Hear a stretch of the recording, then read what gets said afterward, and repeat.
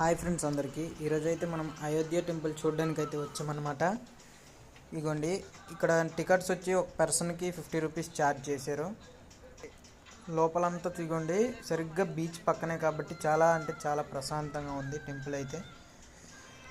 ఇగో ఇదైతే temple starting అనమాట.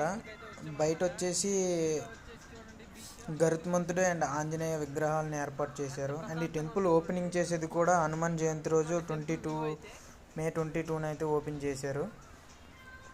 ఇది ఒక బెస్ట్ టూరిస్ట్ విజిటింగ్ ప్లేస్గా అయితే ప్రజెంట్ అయితే చాలా అంటే చాలా జనం అయితే చూడడానికి వస్తున్నారు బయట నుంచి కూడా.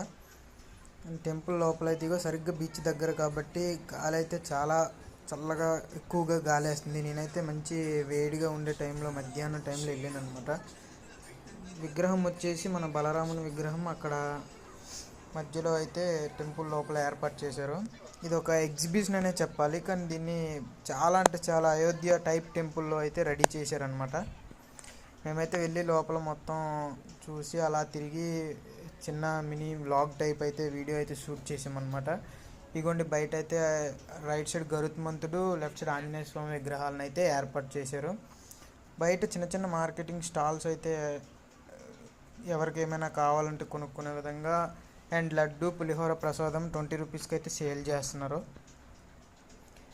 ఇంకా లోపలంతా కిందన మ్యాటీస్ వేసి అందరూ వచ్చి ఎంతమంది వచ్చినా ఫ్రీగా ఉండేటట్లుగా భలే ప్లేస్ అయితే ఉంది, చాలా ప్లేస్ అయితే ఉంది. అండ్ పక్కనే గ్రిల్స్ పక్కనే వచ్చేసి బీచ్ అనమాట. అలల నుంచి వచ్చే గాలి చాలా అంటే చాలా చల్లగా మధ్యాహ్నం టైంలో వెళ్ళాం మేము.